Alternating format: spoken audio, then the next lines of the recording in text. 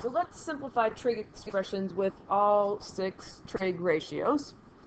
So we're going to be finding the exact value of each trigonometric expression.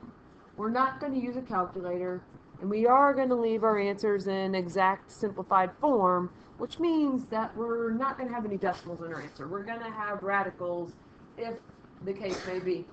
And I'm going to skip around a little bit. I'm going to start here with problem number 3. And it says cosecant of pi over 4 squared plus tangent of pi over 4. So the first thing that we need to know is, what is the cosecant of pi over 4? What does the cosecant of pi over 4 equal? And if you recall, the cosecant is the reciprocal of sine. So if we know what sine of pi over 4 equals, we can use this back in our function here. And sine of pi over 4 is radical 2 over 2. So the nice thing is, when we want to find the cosecant of pi over 4, again, that is our reciprocal. All that we have to do is we need to take the reciprocal of it, which means that we need to flip that value. But we don't necessarily, we don't necessarily need to rationalize, but why not? We'll get good practice. And when we rationalize, what happens is that we don't want to have a radical in the denominator. So we're going to multiply the denominator by radical 2 by itself. So we're going to multiply the numerator by radical 2 also. So we end up with 2 radical 2 over the square root of 4. And what does the square root of 4 equal? 2. So this is 2 radical 2 over 2. And then lastly, what happens is the 2's cancel out. So over here, back into our original problem, the cosecant of pi over 4 is radical 2. And then we're going to square it. Well, the tangent of pi over 4, by the way, what's on your quiz tomorrow? Tangent and cotangent functions. So the tangent of pi over 4, do you remember what that one is? And if you don't remember it, the thing that maybe could help you remember is that tangent is sine of pi over 4 divided by cosine of pi over 4. So what's the sine of pi over 4? Radical 2 over 2. What's the cosine of pi over 4? Radical 2 over 2. And radical 2 over 2 divided by radical 2 over 2 equals our tangent function, which is 1. So lastly here, or close to last, square rooting and squaring are inverse operations. They cancel each other out and we get 2 plus 1. And our cosecant then is 3. Sorry, the whole value there is 3. Let me pause the video for a moment. So let's look at problem number 4. And problem number 4 says secant of negative pi times tangent of 3 pi over 4 plus cosecant of pi over 6. So the first value that we want to figure out is, what does the secant of negative pi equal? And sometimes what I do on my paper is I say, well, here's negative pi, and that ordered pair is going to be negative 1, 0.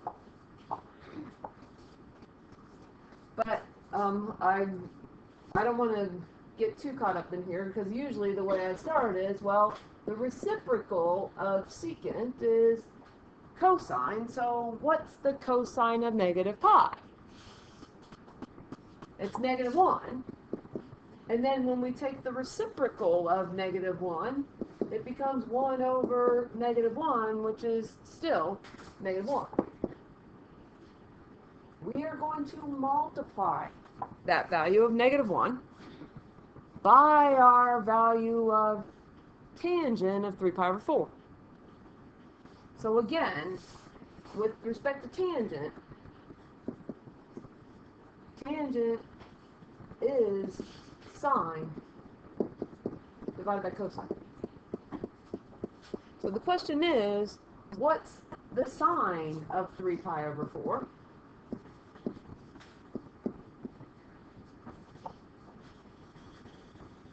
Well, the sine of 3 pi over 4 is radical 2 over 2. And what's the cosine of 3 pi over 4? Well, it's negative radical 2 over 2. So the tangent of 3 pi over 4 is square root of 2 divided by 2 divided by negative square root of 2 over 2. Positive divided by negative is negative. So the tangent of 3 pi over 4 is negative 1. Well, lastly, we're going to add the cosecant of pi over 6. So cosecant is the reciprocal of sine of pi over 6. Sine of pi over 6 is 1/2. So to find cosecant of that, the cosecant of pi over 6 is just the reciprocal of that, if I can write it correctly. Cosecant of pi over 6 is the reciprocal, which is 2 over 1, or really 2. And it is, then, negative 1 times negative 1 is positive 1, plus 2 equals 3. The thing about these problems is that they don't always end up to be integer answers, like number 3, the answer was 3, and number 4, the answer was 3. What I like about those problems is they gave us more practice with figuring out the value of cosecant of pi over 4, or figuring out the value of secant of negative pi. It was some of those values that we're not as familiar with. We can get radicals for answers. So the next example that I'm going to take a look at is number 7. And it says 3 cosecant of pi over 3 plus cotangent of pi over 4. So again, functions that we maybe aren't quite as familiar with. It actually reads 3 times the cosecant of pi over 3. But once again, cosecant is the reciprocal of sine. So what is the sine of pi over 3?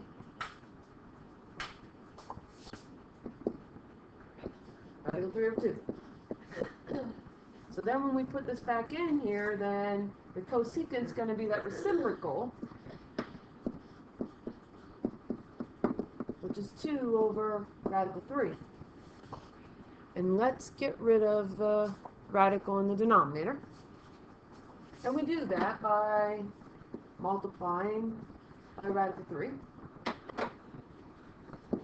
So we end up with 2 radical 3. We multiply the tops of the fraction, the numerator, together. We multiply the bottoms of the fraction, the denominator, together. And we can take the square root of 9. So as I squeeze that in there, it ends up to be 2 radical 3 over 3. We put that back into our function. Again, this is 3 times 2 radical 3 over 3. And if you prefer, it's 3 over 1 times that. And we actually have, I think we have talked about cotangent of pi over 4 today. Do you remember what the cotangent of pi over 4 is? And it is. It's 1. So now we have this. When we simplify this problem, what happens here is we have a 3 in the top. If we have a 3 in the bottom, we can cancel out those 3's.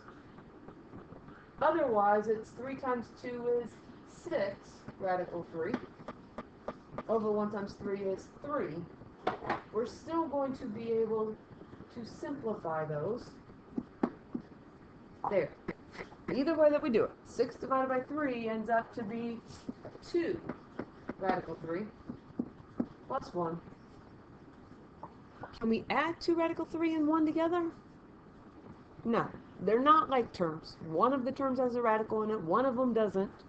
We cannot. So there is an irrational answer, but that is the exact simplified form. As we flip our paper over to problem number 9,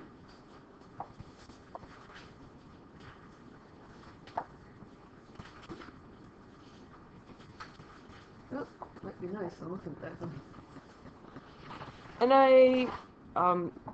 in terms of my choices here, I seem to have picked a lot of cotangent and tangents, but it's good practice. So when we look at this one, remember that cotangent is the reciprocal of tangent. So the question is, do we know what the tangent of pi over 2 is?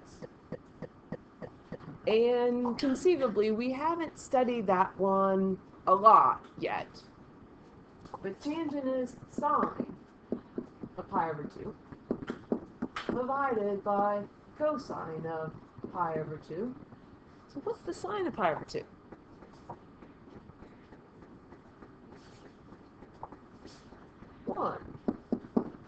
And cosine of pi over 2 is 0. And what does 1 divided by 0 equal? There's the undefined.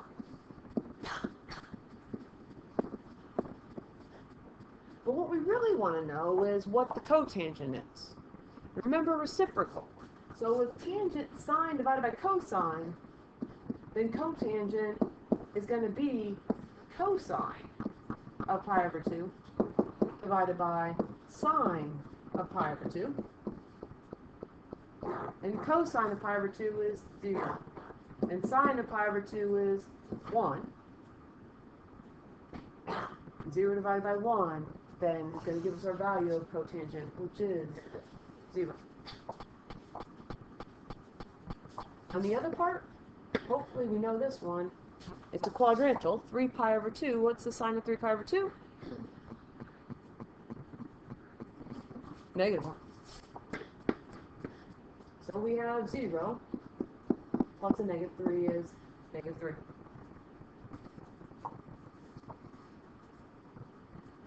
Again, we do not have to get an integer answer. We can have radicals in there. It just so happens that the problems that I picked for examples, only one of them ends up to have a radical in it. But as we finish here, I want to look at problem number 13.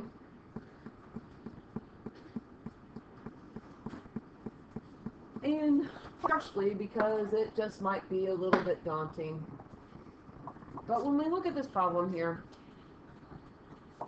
cosine of pi over 3, at least we're familiar with that one. We might not be familiar with the other two, but we're familiar with the cosine of pi over 3. What does the cosine of pi over 3 equal? And hopefully, you're thinking 1/2. And we're going to have to square that. But when we look at the secant of 5 pi over 6, remember that secant is the reciprocal of cosine.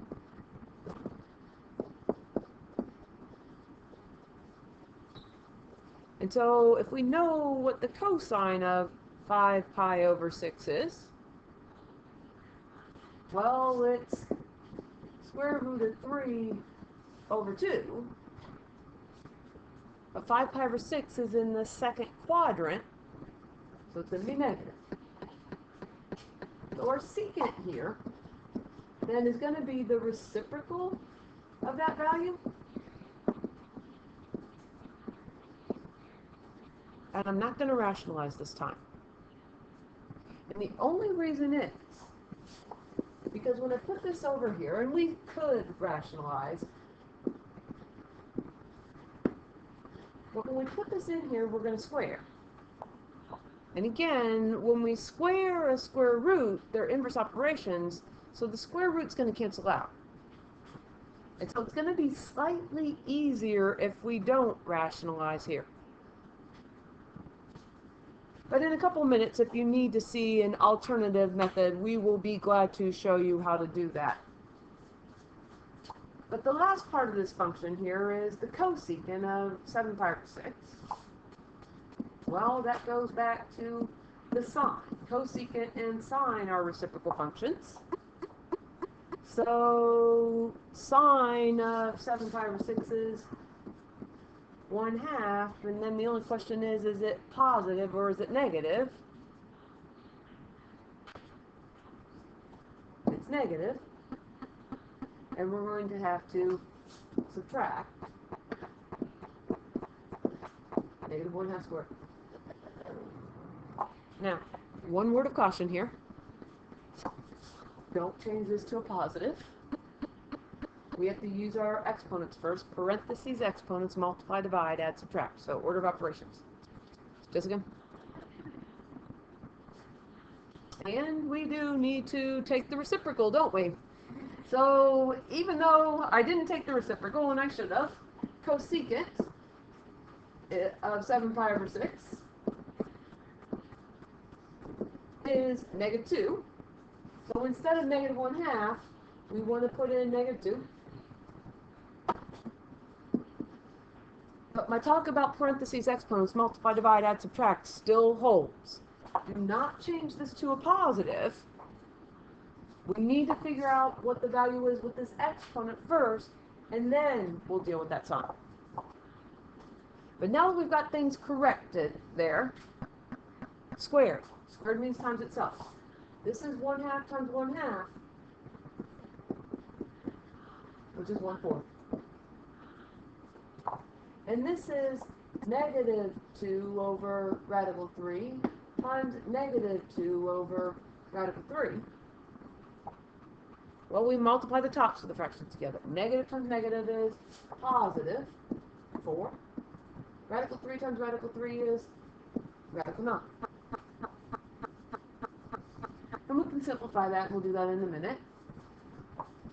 Minus -2 squared. That means -2 times -2, which is positive 4. And I'm just going to change the color here. That negative comes from here. That negative there. Oh, wait. We do. Yep. I got it squared.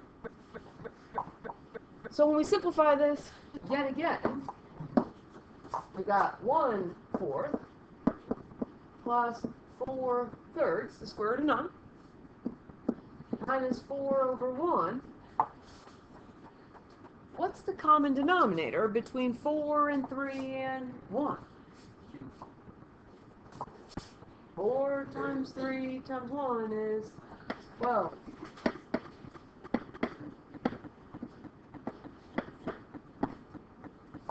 Four times 3 is 12. 1 times 3. 3 times 4 is 12. 4 times 4. 1 times 12 is 12. 4 times 12 is 48. So we're going to add the numerators. 3 plus 16 is 19. So 48 minus 19 is going to be negative over 12 here. 18 minus 9 is 9, and 3 minus 1 is 2. Make it 29 over 12. So continue to work on the other problems here on this paper, and feel free to ask questions when you need to.